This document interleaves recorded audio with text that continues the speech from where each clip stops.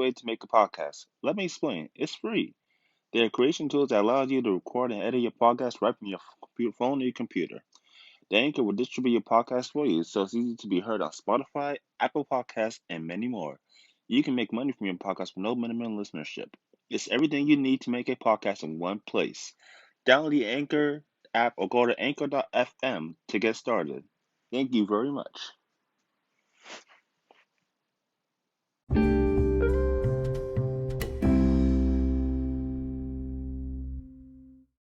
All right, good evening, fans. I know I haven't done any bonus episodes for quite a while here, but wanted to do this special attention because we just had the 2021 Rumble this past Sunday. I'm thinking, what should I do a review about that? I mean, you gotta admit, if anybody watched the WWE Network this past Sunday and saw the 2021 Royal Rumble pay-per-view event for the Thunderdome, I gotta say it was probably one of the best Rumbles that we've seen in years, maybe since 2016. When AJ Styles made his debut. And Triple H winning the Rumble, winning the WWE World Heavyweight Championship. I'll admit, this is definitely one of the greatest Rumbles I've seen in a while. And, to my knowledge, both winners for the men's and women's definitely deserving. They really are. They really are definitely deserving. It is crazy, It definitely is. I mean, we had the event that took place on January 31st this past Sunday from St. Petersburg, Florida, in Tropicana Field in the WWE Thunderdome. Of course, everybody, the fans being virtual there. So, but overall, still a really good event. Of course, we had the warm kickoff show there where we saw Asuka and Charlotte Flair defending the WWE Women's Tag Team Championship against the challengers, Nia Jax and Shayna Baszler. Pretty much go back and forth type of matchup here. It looked like even at one point, when Charlotte was rolling Shayna Baszler back into the ring, out comes Ric Flair's music for the distraction. We see him coming out, and then we see Lacey Evans coming out wearing Charlotte Flair's robe. This was pretty surreal. Out of the whole storyline that has been going down the past number of weeks here, and Charlotte calling Ric Flair a creepy old man, and not really the 16-time champion no more, not the Hall of Famer. It's pretty surreal here. Like, what direction is that to be going with this? Is Ric Flair they're trying to make Ric Flair the new manager of Lacey Evans? Or, get this, it could be the possibility for the fact that maybe WWE is trying to create some dissension between both Flair's, Nate, and Charlotte. So, it's pretty surreal to see what happens here. But then, evidently, this distraction did cost them a match, and Nia Jax and Shayna Baszler gets to win here in 10 minutes and 30 seconds. Now, all three competitors, Nia Jax, Shayna Baszler, and Charlotte Flair, were competing in the Women's Royal match later on that night. But also, at least having done so far, they are crowned the new Women's Tag Team Champions. Pretty crazy, really, really crazy here. And if you guys didn't see this, though, you gotta admit, it's pretty, really good match for a, kickoff show. So, definitely really good. All right, we kick off the Royal Rumble here with the WWE Championship match. I think this is probably the first time ever a Royal Rumble pay-per-view has kicked off with the WWE Championship. But get this legendary colossal main event matchup kicking off this event here. We have Goldberg challenging Drew McIntyre for the WWE Championship here. This match is pretty insane. I say the way it started out, with the Glasgow kiss right to Goldberg, and then the claim out of nowhere, these two files at the ring. Goldberg tries to come back here, and then Goldberg ends up spearing McIntyre through the security barrier, getting that broken down there. Referee waits for these two to get back in the ring to officially start the matchup here. We see one spear. We see two spears. Drew McIntyre still kicks out even after the jackhammer.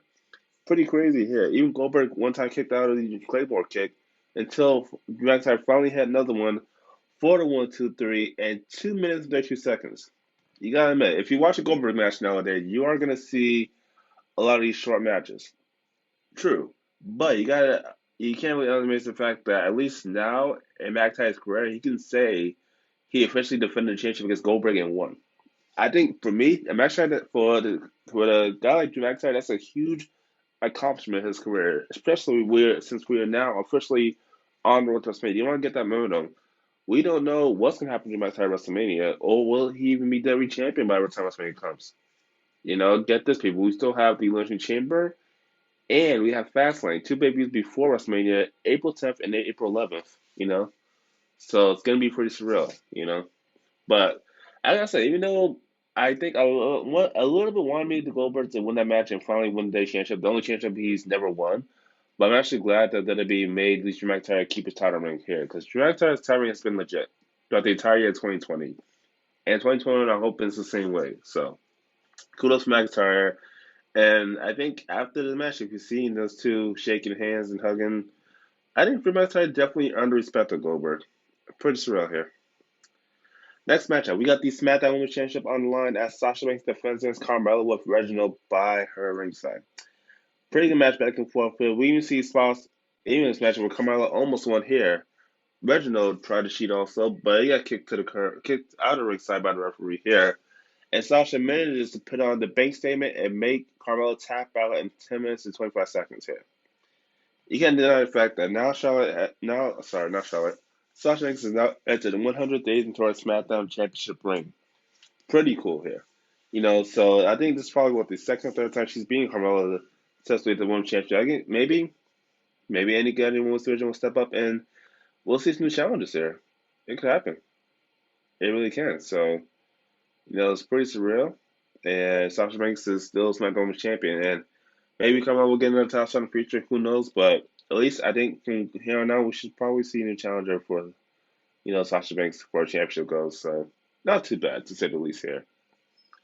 All right, next up we got the Women's Royal Rumble match, the 30 Women's Royal Rumble match here. I'm excited about this to see who would win and who will outlast everybody here.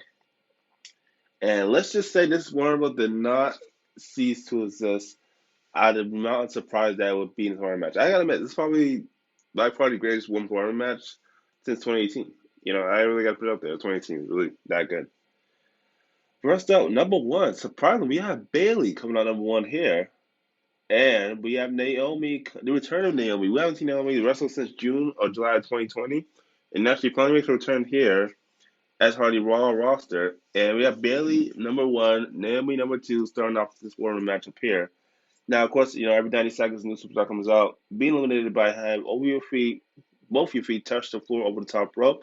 And last one standing wins against the title shot, whoever she chooses, either Raw, SmackDown, maybe NXT. Because we saw NXT when she defended last year at WrestleMania.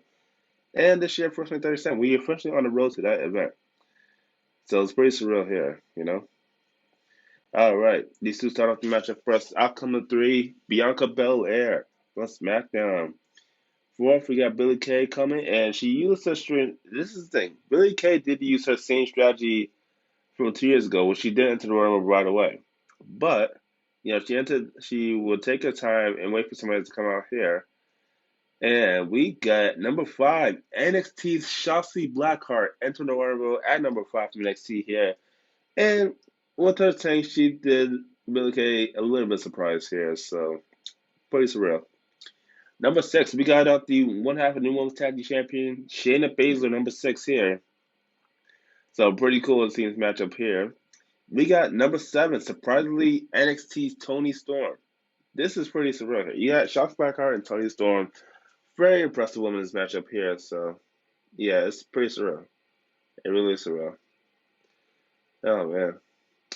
Well, next up, we got, get this, peoples. If you didn't see Rumble, talk about surprises.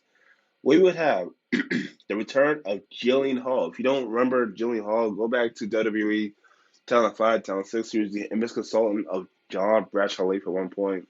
Even tried to branch out of her own, didn't work too much, and I guess the main thing she succeeded in life is a singing career. And she came out singing at this event, and I didn't like it, but I was so glad to see Jillian Hall. And I gotta assume that she did gain a little bit of weight in that matchup, so yeah.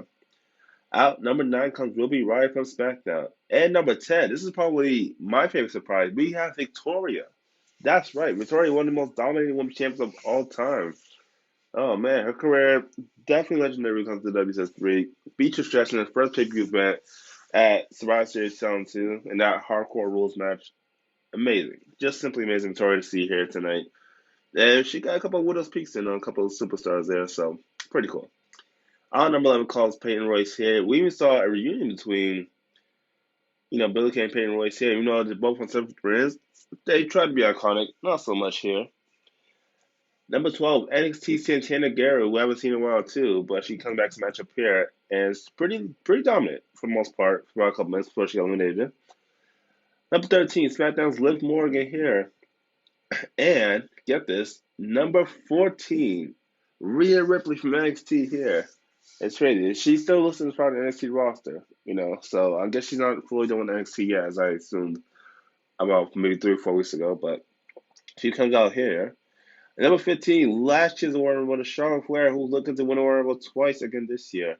So let's see if she can pull it out. Number 16 is Ross, Dana Brooke here. All right, we got number 17, Hall of Famer Tori Wilson. I love Tori Wilson. Always gonna, love Tori Wilson, wherever she appears in. So yeah. Number 18, we got Lacey Evans, who again continues to poke fun at Charlotte Flair by coming out with the robe in this one matchup here. But surprisingly, she did last for a while, before eliminated by Shayna Baszler. So yeah, pretty surreal. Number 19, we got Monday Night Raw's Mickie James here. Number 20, Nikki Cross. Number 21, Alicia Fox. Here's a funny thing that happened in the Raw matchup. Well, yeah, number 22, Mandy Rose coming out here, but get this. Our Truth came out during one match, getting chased by all these, mid-card wrestler guys, um, and he gets in the ring. He gets covered. 1, 2, 3, referee in the ring. 1, 2, 3. Alicia Fox covers our Truth and wins the 24/7 championship. Like, and seriously, how does that even happen? This is pretty crazy. It is really crazy to see that happen. So, wow, pretty surreal.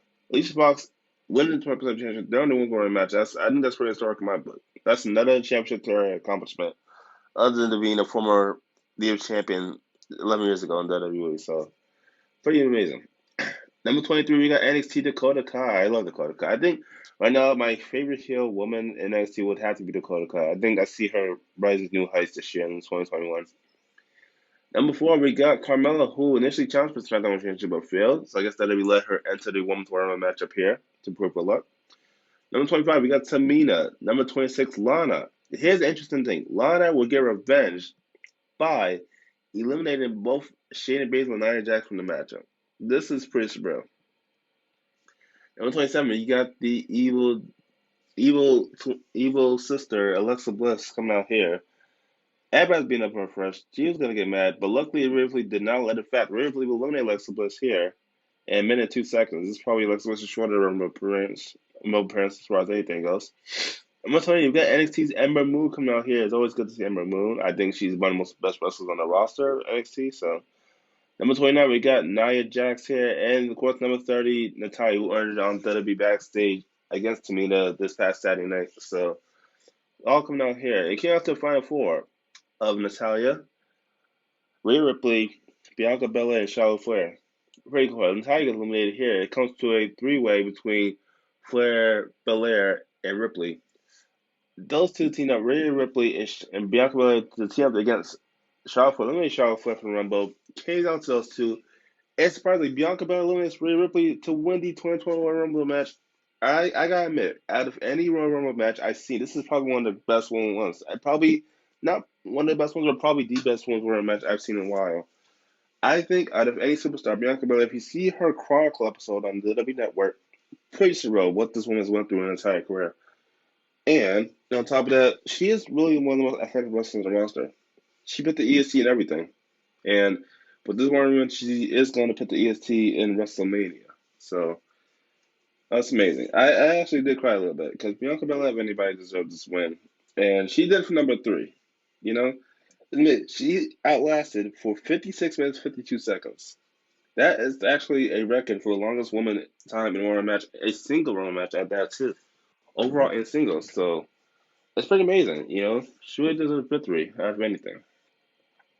We go back to the kickoff panel here. They're talking about the Women's Royal match here.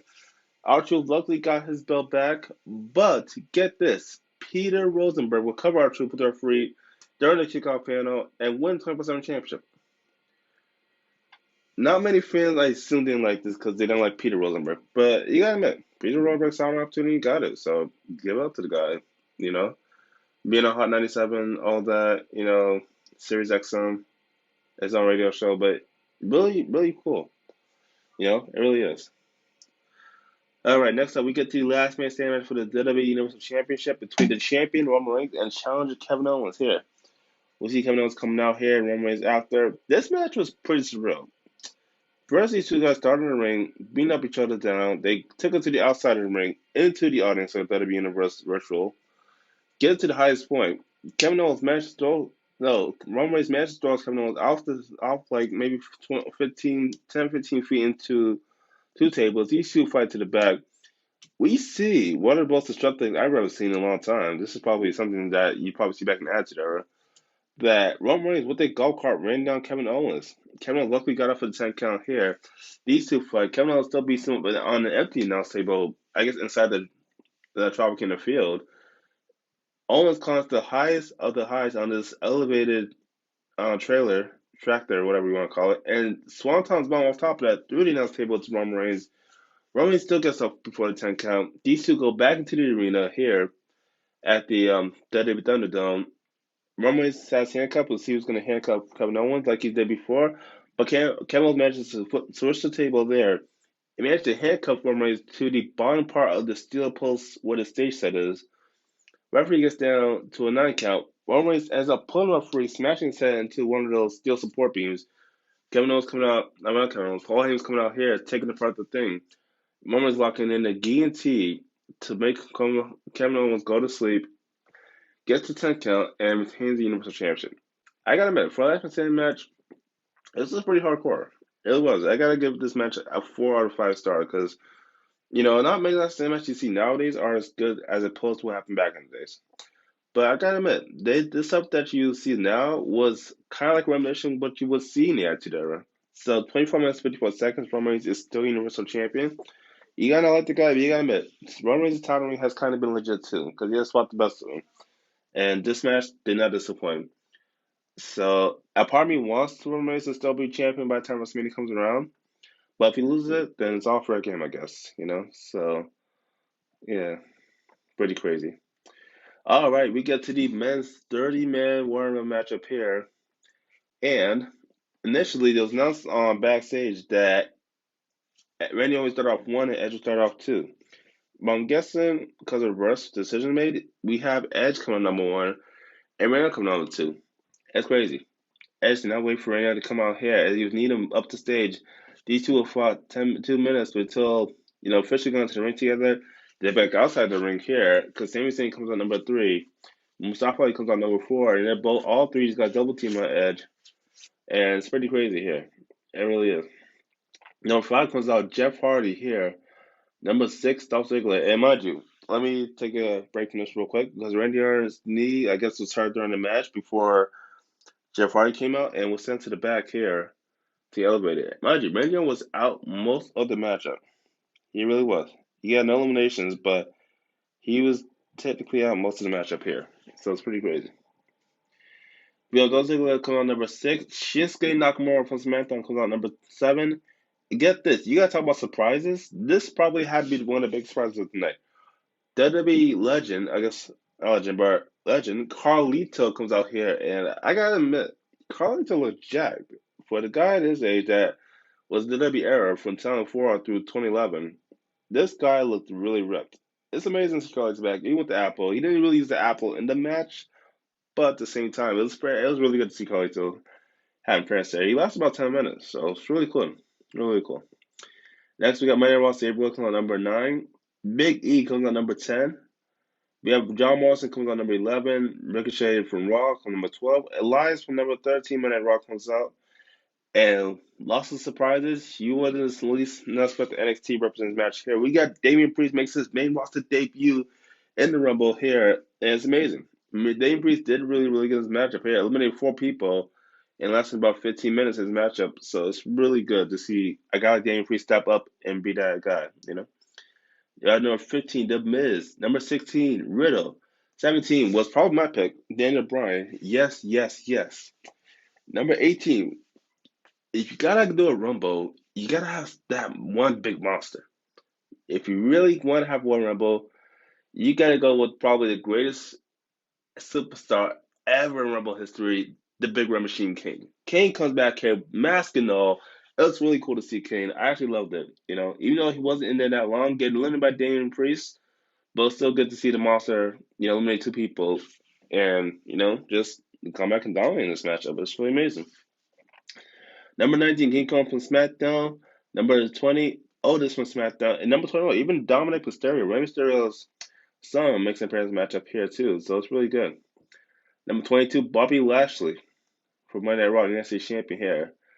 This is pretty surreal. You have number 23, Hurricane. Hurricane Helms comes back here.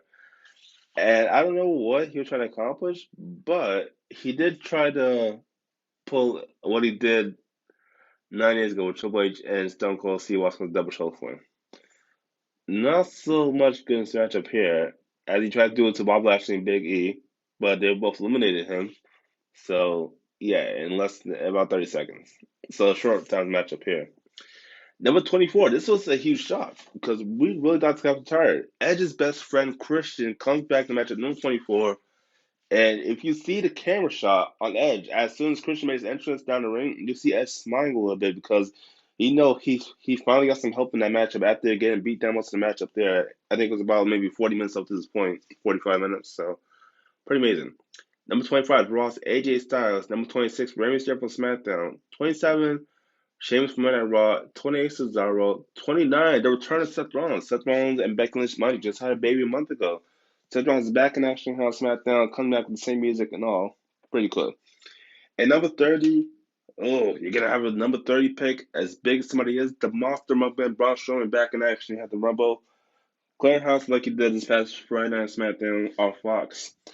So all 30 million in the ring here. It's pretty surreal. It comes out to Edge, Christian. Let's see. I'm trying to think. Who else was part of the Final Four? Yeah, I'd say Edge, Christian. I think Riddle and Braun Strowman. No, Seth Rollins, Braun Strowman. So, like I said, Seth Rollins, Braun Strowman. Braun Strowman and Christian eliminated here. Seth Rollins eliminated right after. We thought Randy was down and out. Randy will come back with the RKO. I'm thinking Randy's about to win his WWE and make history. No, Edge swipes past him and eliminates Randy on Edge for the third person in history to win for the number one spot in an hour and 32 seconds is going to WrestleMania. I was happy about it. People are thinking he's just a part-time, he doesn't deserve it. He should take away another person's spot. But get this, though. Edge never lost the world championship when he was a world champion 10 years ago. He wants his title back. There's a whole meaning behind the story that people don't really get. And it's hard to explain to these people, newcomers, that they must have retired 15 years ago and so forth. You gotta understand the story. This guy, Edge, is 47 years old, coming back. He has kids, he has a wife at home, but doing what he dreamed of doing since he was 12 years old, and that's wrestling. If anybody's in a game like that, you gotta appreciate the effort. Edge, well deserved victory here for the 2021 Royal Rumble, and he's going to WrestleMania. And maybe, who knows, he'll challenge maybe for Raw or SmackDown, make history, challenge for the NXT Championship. Who knows? It's Edge's choice. But I gotta admit, it really was one of the best Rumbles. Both Bianca Belair and Edge deserve to win their respective Rumbles, and it's pretty amazing to see what is going to happen here on now on the road to WrestleMania. What do you guys think? You can comment below, email me, follow me on Twitter at Phenomenal1J, Instagram, Facebook. Even subscribe to my God Have Our Wrestling Podcast YouTube channel. And, let me guys what you think about it. This is a pretty fun bonus episode.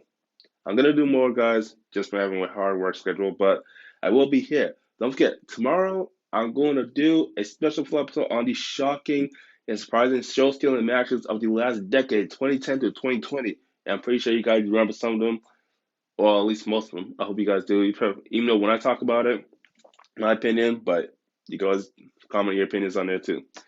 All right. And don't forget, April 28th, my YouTube debut on the YouTube channel is going to be good. I'm going to be live. It's going to have some. We're going to have some fun with that. A big day, April 20th. Write it down in your calendars. Subscribe to my YouTube channel. You're going to like it. All right. That's the response episode. And I will see you guys tomorrow morning. You'll hear from me on my podcast on Anchor.fm. Have a good night, everybody.